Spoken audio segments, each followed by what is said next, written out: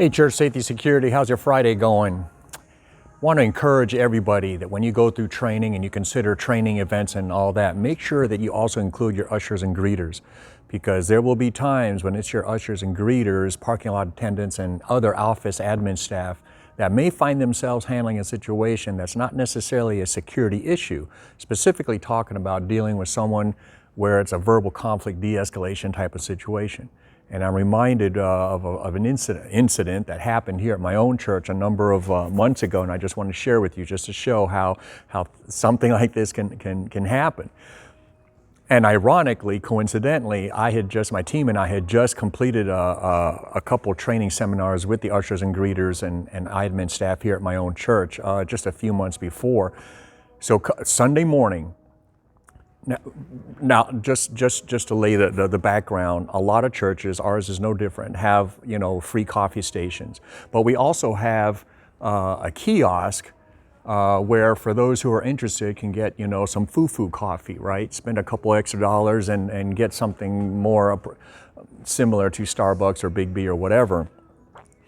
On a Sunday morning, a few months ago, gentleman walked in and he walks up to one of our welcoming stations right here, and nice, casual, conversational tone, grabs himself a cup of coffee, and then he strikes up a conversation with one of our greeters. And it starts off, innocently enough, just talking about the coffee and the coffee station and how the coffee is a couple bucks. But then it became very apparent that he was kind of argumentative and condemning and so on about why our church or any church sells anything in the temple of God. He starts to quote scripture, starts to quote Matthew, and talks about the money changers and so on. And mind you, remember, anyone, including demons, know how to quote scripture, and they'll use it as a weapon. And it started to go on for a little while now. How would you handle a situation like that without letting yourself become offended, frustrated, and impatient with this person and inadvertently say or do something that could potentially escalate the situation? Because mind you, he's not being loud, rude, or obnoxious. He's just being argumentative, and he's continuing to really push this issue.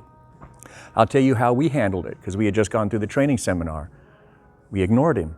Remember, there's no law, rule, regulation, or policy that says you must, you shall, you will engage with someone when it is clear and obvious and you clearly discern that they're just trying to be argumentative.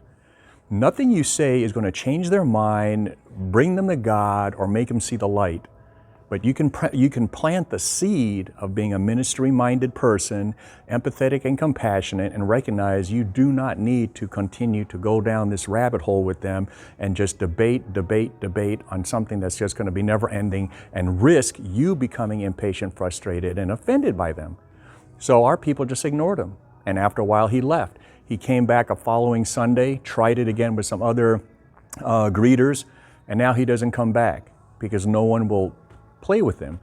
So keep that in mind when you guys and gals are talking about training and going through some stuff, CPR, AED, all that stuff. Make sure you include everyone else that you may be working alongside with, your ushers, your greeters, your parking lot attendants, office staff, children's ministry, all right?